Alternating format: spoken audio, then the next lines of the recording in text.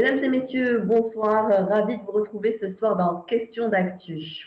Les attaques de l'APLS, l'Armée populaire de libération sahraoui, se poursuivent contre l'occupant marocain tout au long du mur de la honte. Les Sahraouis ont dû reprendre les armes, vous le savez, suite à l'attaque du 13 novembre dernier à Gargarat. La situation devient de plus en plus tendue. Les Sahraouis appellent la communauté internationale à intervenir pour les protéger contre la répression systématique des forces de l'occupant marocain. Le sommet de l'Union africaine s'est déroulé ces 2 derniers jours à Addis Abeba. De nouvelles élections ont eu lieu. La présidence est revenue à la RDC, la République démocratique du Congo. L'ambassadeur nigérien Bankole Adewa a été élu à la présidence du Conseil de paix et de sécurité de l'Union africaine en remplacement de Smaïl Chergui, qui était à la tête de cet important organe de l'UA pour 2 mandats consécutifs, un poste hautement stratégique. Il était question que l'Union africaine se réapproprie le dossier sahraoui depuis sa réinscription à l'agenda du Conseil de paix et de sécurité de l'Union africaine, le CPS. Quel impact auront tous ces changements sur le dossier sahraoui? On en parle ce soir avec M. Oubi Bouchaya Béchir, représentant du Polisario auprès de l'Europe et de l'Union européenne. Monsieur Bouchaya, bonsoir. Merci d'être avec nous. Merci beaucoup pour l'invitation à cette émission. Merci. Alors revenons d'abord au sommet qui semble s'être quelque peu éloigné des vrais thèmes d'actualité et d'urgence, je dirais, puisqu'il a porté sur les arts, la culture et le patrimoine. Comment expliquez-vous ce choix? Finalement, la question du Sahara occidental a été très peu évoquée. Oui, en fait, parce que ça dépend de l'ordre du jour de ce sommet qui était pratiquement consacré aux affaires liées à la culture, mais aussi le sommet a reçu seulement 2 rapports importants, un concernant les réformes en cours et l'autre sur la situation du Covid à travers le continent africain.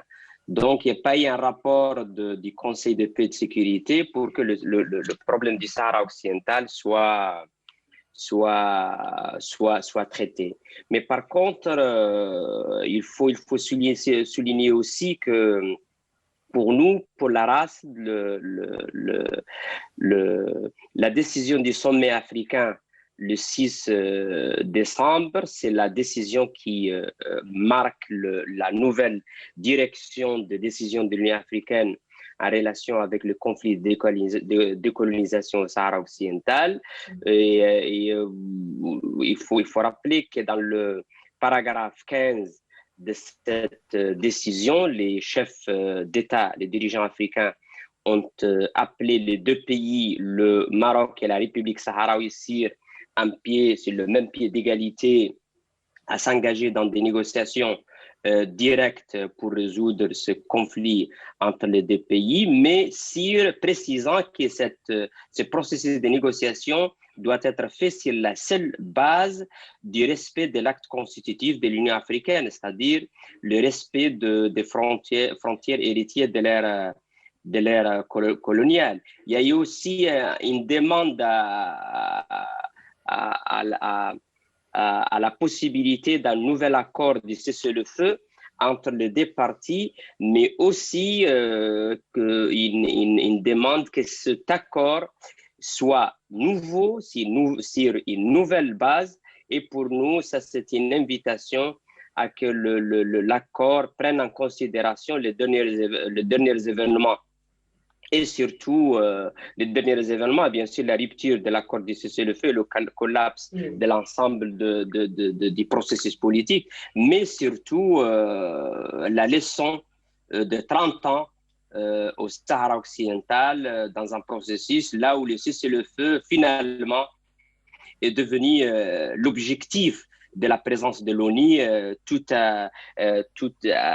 sans qu'il y ait un référendum d'autodétermination qui était censé être l'objectif principal de ces efforts de l'ONU. Finalement, c'est le avant le 13 pendant toutes ces années.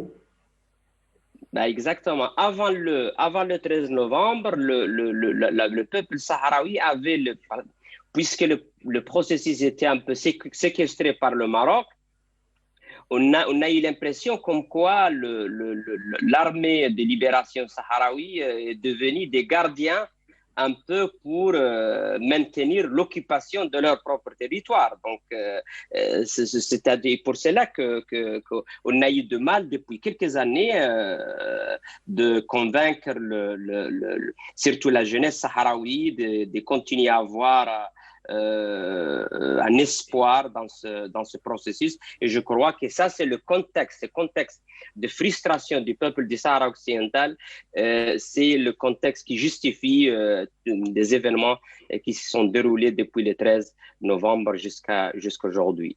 Alors, on sait qu'il y a quand même l'Union africaine s'est un peu réapproprié le dossier du Sahara occidental lorsqu'elle l'a réinscrit à l'agenda du Conseil de paix et de sécurité de l'instance. Alors, à ce moment-là, la présidence était tenue par l'Afrique du Sud, un pays qui soutient la cause sahraoui. Aujourd'hui, la présidence passe de l'Afrique du Sud à la RDC, la République démocratique du Congo, qui, en revanche, elle soutient, a carrément ouvert un consulat à Dakhla. Est-ce que vous pensez que cela pourrait freiner l'élan qu'il y a eu en décembre? Non, tout au contraire. La position de l'Union africaine, je crois qu'elle dépasse largement la nationalité du président qui est en exercice. Et je crois que même les travaux de ce sommet ont donné un signe suffisamment important pour le Maroc, mais aussi pour le nouveau président sur le cadre légal et l'essence de la position de l'Union africaine. Le Maroc, pour ce sommet particulièrement, je crois qu'il a subi des défaites importantes.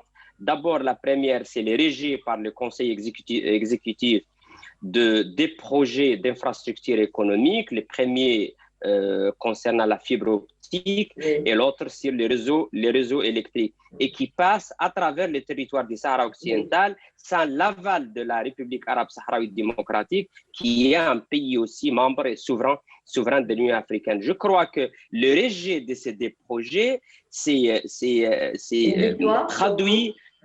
C'est une traduction de la position essentielle de l'Union africaine, mais aussi, je crois que c'est une réponse même aux tentatives du Maroc d'induire l'Afrique en erreur par l'ouverture des consulats ici et là. Et ça, c'était reconnaissance comme quoi l'Union africaine dans son ensemble, en tant qu'organisation continentale, ne reconnaît pas aucune sorte de souveraineté du Maroc sur le Sahara occidental. Et le deuxième échec, bien sûr, c'est l'échec du Maroc, des candidats du Maroc, qui étaient 5 candidats dans son ensemble pour des postes à l'Union africaine, de décrocher ou de réussir d'avoir ces postes. Et je crois que le refus de 5 candidats en bloc traduit un certain rejet de ce pays, et bien sûr, c'est à cause de sa politique d'occupation militaire du territoire du Sahara occidental, mais aussi à cause de l'ensemble de ces prises de position néocolonialistes en Afrique. Et en contradiction avec la juridiction de l'Union africaine. Hein. Bien évidemment. Et pour cela que le nouveau président de l'Union africaine est appelé à respecter l'acte constitutif de l'Union africaine et la position consensuelle de l'ensemble de l'organisation. Et ce n'est pas le premier président qui, a priori, a des positions plutôt favorables au Maroc dans ce sens. Alors, M. Bouchaya, il y a le ministre sahraoui des Affaires étrangères, Mohamed Salem Oulsaleh, qui a averti que si le Maroc n'est pas sanctionné pour ses agissements contraires au principe de l'acte constitutif de l'Union africaine, c'est l'avenir de l'organisation qui sera en jeu, affirmant que la guerre au Sahara occidental se poursuivra jusqu'à la fin de l'occupation marocaine. Pourquoi est-ce que l'Union africaine aujourd'hui ne sanctionne pas le Maroc pour ses agissements, alors que, comme on le disait, il est en désaccord total avec les principes de l'acte constitutif de l'Union africaine? Je crois que ça c'est à cause des équilibres politiques au sein de l'organisation, au sein de l'Union africaine. Mais je crois que, bien sûr, si le Maroc n'est pas sanctionné sur ces actes, surtout d'agression au Sahara occidental et d'occupation militaire sur ce territoire, bien sûr, l'avenir de l'Union africaine est en jeu parce que La légitimité qui est en jeu. la légitimité, mais aussi même le futur de la stabilité et la coexistence pacifique entre les pays, parce que la paix, on a réussi à garantir une certaine coexistence pacifique entre les différents pays africains grâce à une règle qui a été adoptée depuis la fondation de l'Organisation de l'Union africaine, qui est le respect des frontières héritières de l'ère coloniale. Et l'occupation du Sahara occidental par le Maroc est un acte qui est en contradiction frontale avec ce principe fondateur de l'Organisation de l'Unité africaine et qui, bien sûr, mène en danger pas seulement la stabilité régionale, mais par la création d'un précédent d'une occupation militaire d'un territoire africain, l'appétit expansionniste qui est peut-être endormi chez d'autres pays africains va se réveiller exactement. Donc, on aura des problèmes de stabilité et de paix partout en Afrique. Il faudrait s'attendre peut-être à une action, à plus de pression politique peut-être Ça, c'est la demande qui a été formulée par des ONG, des organisations politiques au niveau de l'Union africaine et même des États indépendants. Et je crois que les événements après le 13 novembre et cette intransigeance et l'arrogance du Maroc pour défier tout, je crois que ça crée le contexte favorable pour qu'il y ait une relance de cet effort de demander à l'Union africaine de mettre en place des mécanismes pour forcer le Maroc à respecter les décisions de l'Union africaine, mais aussi les décisions des Nations Unies. Oui. Alors, le chef de la délégation sahraoui du comité d'experts participant à la 3e réunion extraordinaire du comité technique spécialisé sur la défense, la sûreté et la sécurité de l'Union africaine avait annoncé que les chefs d'état-major et les ministres de la défense des pays membres de l'UE avaient adopté à l'unanimité un document. Alors, vous confirmerez ou vous infirmerez l'information à caractère doctrinal de l'UE qui contrôle ou qui conforte le recours à la force militaire contre un État occupant un autre État en Afrique. Est-ce que vous confirmez d'abord l'information et est-ce qu'on peut le considérer aussi comme un camouflet pour le Maroc? Moi, je crois que je n'ai pas une information précise sur cette décision, mais je crois qu'elle va dans le sens des efforts de l'ONU, de l'Union africaine pour garantir et pour assurer la paix en Afrique, parce que l'occupation ou bien partielle ou totale d'un territoire en Afrique, c'est un acte dangereux et qui bien sûr met la stabilité régionale en danger. Je crois que même si je n'ai pas d'informations pour confirmer ou infirmer cette décision, mais elle va exactement dans la bonne direction. Et le souci de la part de responsables, mais aussi dirigeants africains, sur des éventuels actes d'occupation partielle au total des territoires africains. Alors toujours, selon le même document, on dit que le Maroc a bien sûr tenté de faire annuler cette clause et de conditionner l'intervention militaire à l'aval de l'ONU. Est-ce que quelque part, c'est ce qui permet aujourd'hui de maintenir le statu quo dans les territoires occupés, c'est l'appui qu'a le Maroc au sein de l'organisation onusienne? Et ça, moi, j'ai commencé par dire que le processus qui existait avant le 13 novembre était en quelque sorte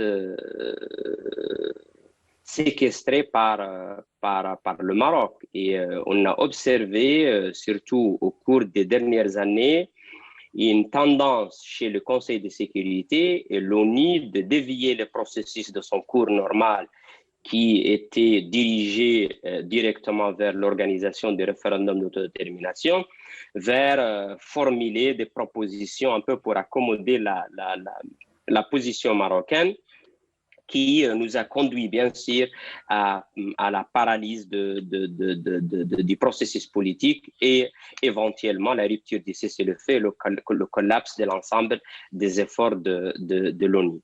Le Maroc, et ça c'est une preuve comme quoi il est mal à l'aise à l'Union africaine. Donc, il essaye toujours de s'accrocher à l'ONU comme lieu de traiter le conflit du Sahara occidental, et il a peut-être des possibilités pour activer ces réseaux au sein de cette organisation. Il a un appui inconditionnel dans des membres permanents du Conseil de sécurité, et ça explique aussi en quelque sorte pourquoi le Maroc il s'installe toujours dans le déni de la guerre au Sahara occidental, même après le 13 novembre, parce que il veut toujours garder la possibilité ou même s'accrocher à l'illusion comme quoi peut-être on aura la possibilité de revenir au statu quo avant le 13 novembre, qui était bien sûr une situation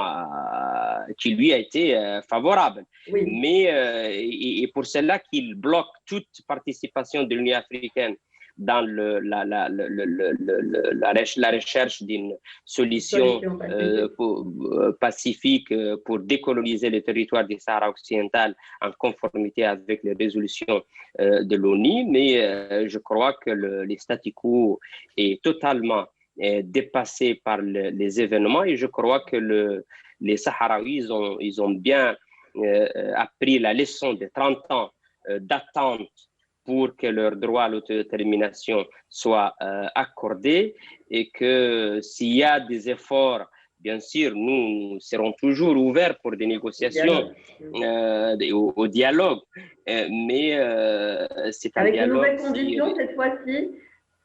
Des nouvelles conditions, mais des nouvelles conditions, mais surtout avec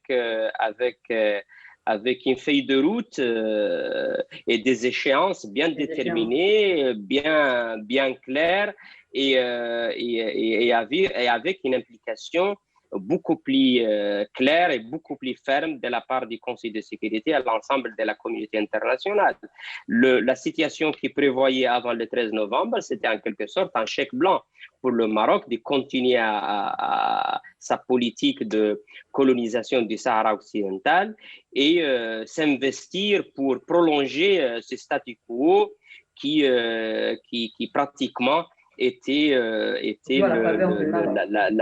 en faveur du Maroc, et qui était un processus de colonisation et occupation du Sahara occidental, continuer à piller les richesses du territoire, continuer à violer les droits de l'homme du peuple du Sahara occidental sans qu'il y ait aucune sanction ou même la possibilité de la mission des Nations Unies de reporter ces violations de droits de l'homme. Donc, voilà, le Maroc, il s'accroche à ce statu quo, mais je crois que les Sahraouis ont bien décidé, après cette violation du Maroc du cessez-le-feu et son occupation d'une nouvelle partie du territoire du Sahara occidental, le 13 novembre, de s'engager dans une nouvelle phase de lutte de libération sous l'égide du mouvement de libération nationale, le Front Polisario, pour bien sûr atteindre leur objectif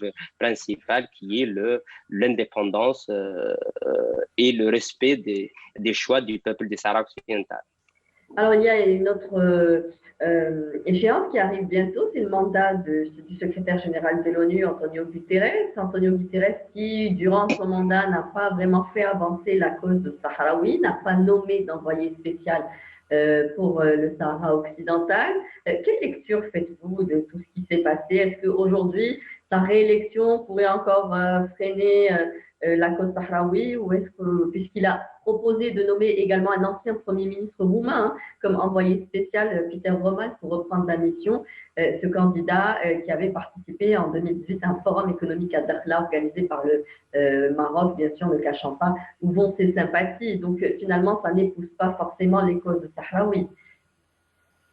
Oui, nous croyons que le processus politique, malheureusement, a beaucoup déraillé pendant les dernières années. Et depuis 2016, les événements qui se sont déroulés dans la région de Guerguerat, là où les troupes marocaines ont essayé de goudronner une partie de la route entre Guerguerat et la frontière mauritanienne, nous étions obligés de déployer des troupes, aussi des unités militaires sahraouies, et on était à deux doigts en 2016 et 2017 de reprendre la lutte armée de nouveau. Et on avait averti le secrétaire général surtout, mais aussi le Conseil de sécurité, c'est la fragilité du cessez-le-feu. Et que pour éviter une éventuelle rupture du cessez-le-feu, il faut s'investir beaucoup pour relancer le processus politique. Mais malheureusement, au lieu de faire ça, le secrétaire général et le Conseil de sécurité ont procédé à faire exactement le contraire. On laissait le processus politique pendant un an et demi après la démission de Koller, sans un pilote aux commandes de ce processus politique, ce qui a favorisé l'accélération des événements sur place pour produire exactement la rupture du cessez-le-feu. Ça, c'est d'une part, bien sûr, en plus des résolutions du Conseil de sécurité qui étaient très loin de satisfaire les demandes les plus basiques des aspirations du peuple du Sahara occidental. On est arrivé au point même que la notion de l'autodétermination était un peu traitée avec une certaine légèreté au sein de résolution du Conseil de sécurité. Et pour nous, ça, c'était une preuve d'un déraillement clair et net de ce processus politique et de l'organisation de l'ONU.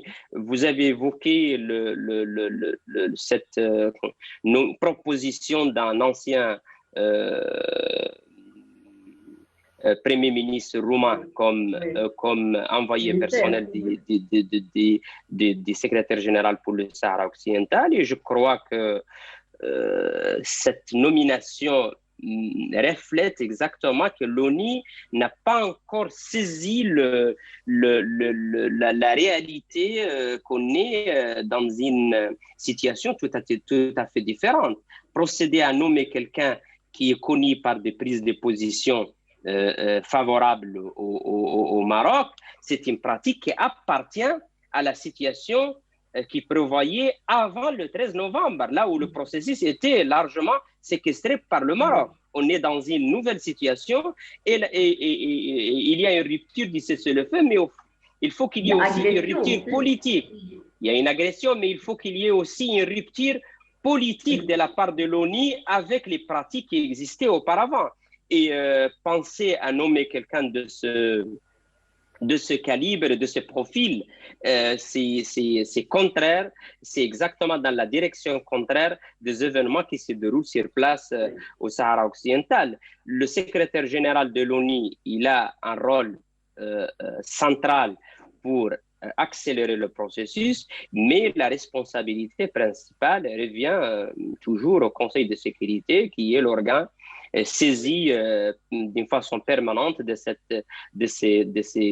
problèmes. Et je crois que les Sahraouis ont bien appris la leçon de 30 ans, mais le Conseil de sécurité, il faut qu'il apprenne aussi sa propre leçon de cette expérience.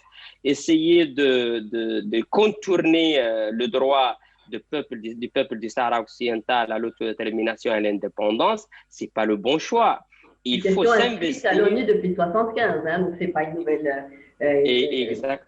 Exactement, il faut s'investir pour une solution politique qui est basée sur le droit international d'abord mais aussi c'est l'exercice démocratique du droit du peuple du Sahara occidental à l'autodétermination. Et ça, c'est la seule manière à travers laquelle nous pouvons instaurer une paix régionale, mais aussi une ambiance qui est propice à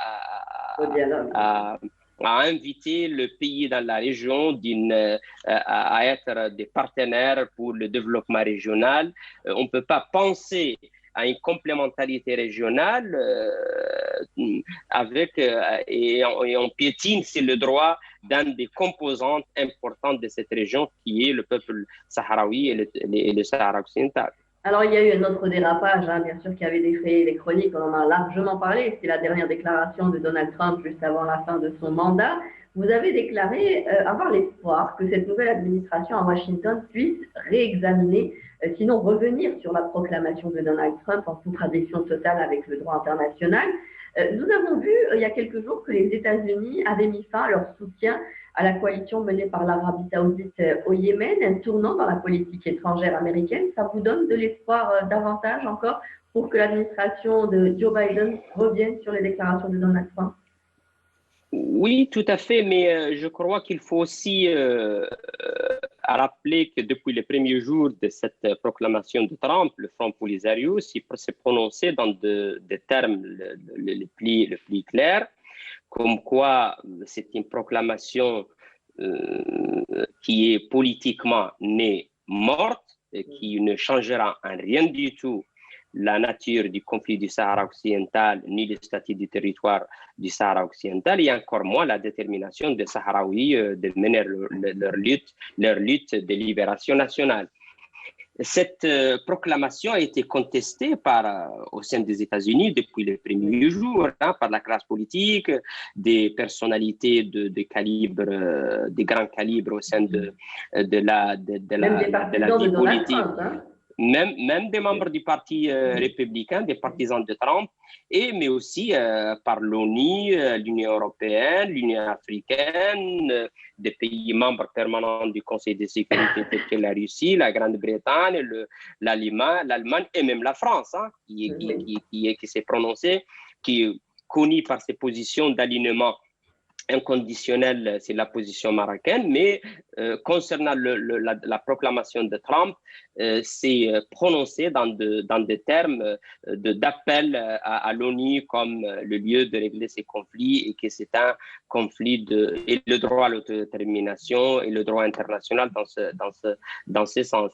Donc, on a l'espoir dans la mesure où, depuis même l'installation de Biden comme président des États-Unis d'Amérique, il y a des marches au sein des États-Unis d'Amérique, mais aussi à travers le monde, des appels à l'administration d'annuler cette proclamation et de revenir sur cette décision illégale de Trump.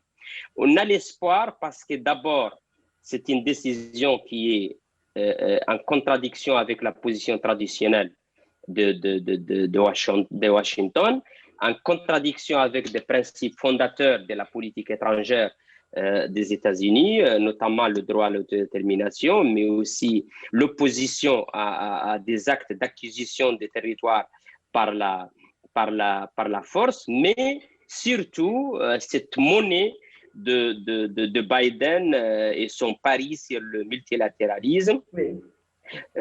Comme un principe qui guide la politique étrangère des États-Unis, et je crois que le conflit du Sahara occidental s'inscrit exactement dans cette optique et cette vision pour favoriser le multilatéralisme, et contrairement à Trump qui s'est basé sur l'unilatéralisme comme seul moyen de faire la politique. La déclaration même du nouveau secrétaire d'État Blinken au Sénat, là où il affirmait que la nouvelle administration est en train de revoir de nouveau les décisions prises par Trump, mais notamment concernant la normalisation avec Israël et les concessions qui ont été faites pour des pays pour normaliser avec Israël.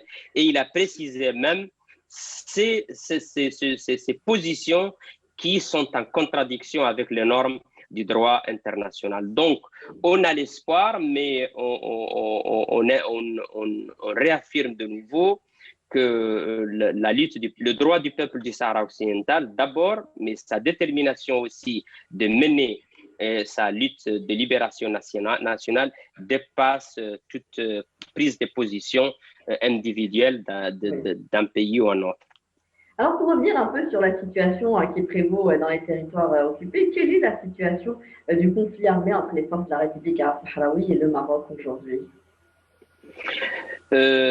Concernant la lutte armée, vous vous souvenez que depuis le 13 novembre, l'armée de libération nationale sahraoui a procédé à mener des attaques ciblées sur des positions de l'armée marocaine au long du mur, du nord au sud, de Mahbès à Guerguerat. Et je crois qu'après 30 ans de cessez-le-feu et la situation d'immobilisme du processus politique, que l'armée sahraoui soit en mesure tactique et de préparation de traduire cette décision politique avec une efficacité extraordinaire, c'est un acte de détermination de la part des combattants sahraouis, mais aussi du peuple du Sahara occidental dans son ensemble.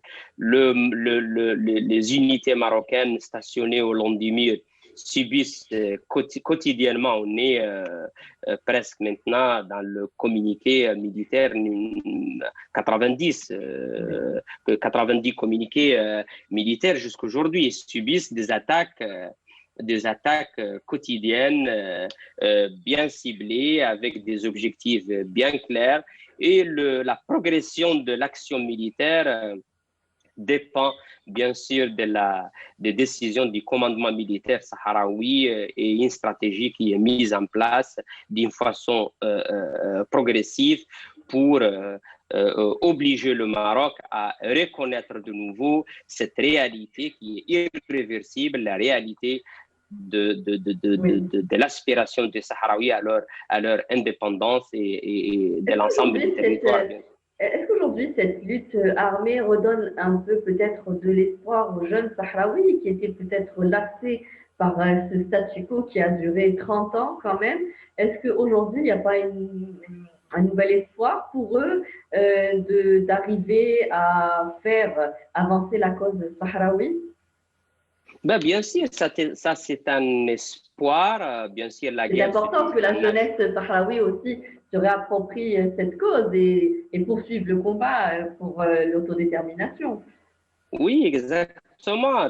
La guerre est toujours un choix douloureux. Dernier choix. Ça n'a pas été notre choix, ni les années 70, ni aujourd'hui, nous a été imposé, mais bien sûr, nous assumons cette nouvelle réalité avec le même sens des responsabilités, mais aussi détermination.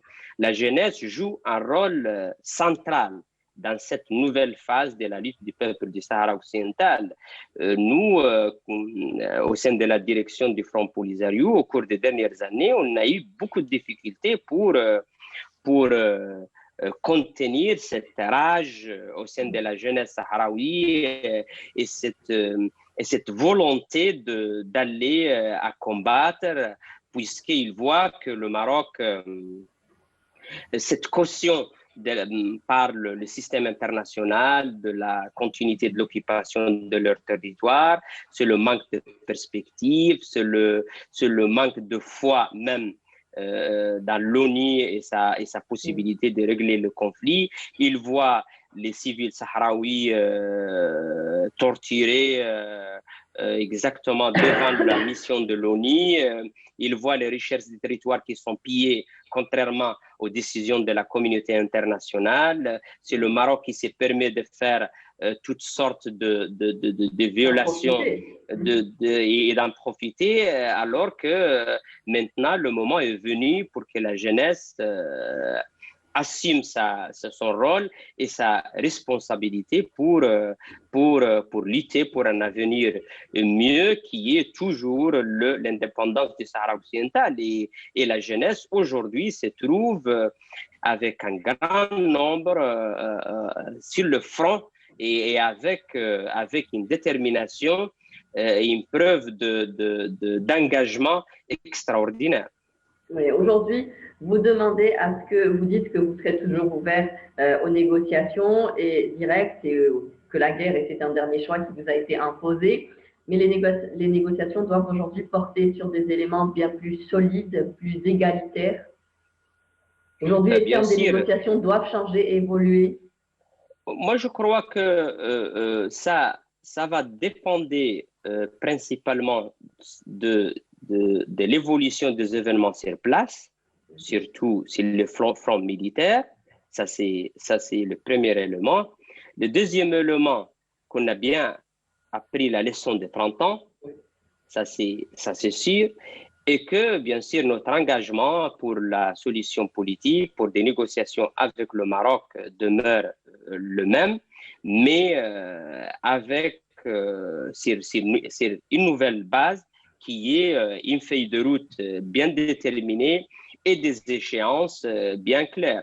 On ne peut pas reproduire les mêmes erreurs des années 90 et des années 2000, hein, c'est-à-dire on commence avec des échéances a priori précises avec un cessez-le-feu le 6 septembre en 91 et avec la possibilité d'organiser le référendum au début de 92 et on finit par 30 ans de sans qu'il y ait un référendum de détermination. Donc, on ne peut pas reproduire la même erreur.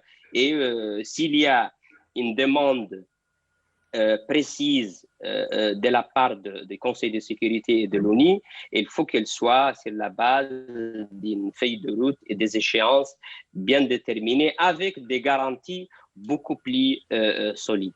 D'accord. Merci, Monsieur Oubi Bouchraïa Béchir, d'avoir répondu à toutes nos questions. Je rappelle que vous êtes le représentant du Politario auprès de l'Europe et de l'Union européenne. Merci d'avoir répondu à toutes les questions. Vous étiez en direct avec nous depuis Bruxelles. Je vous en prie. Merci beaucoup, madame. Bonne journée. Merci. Au revoir.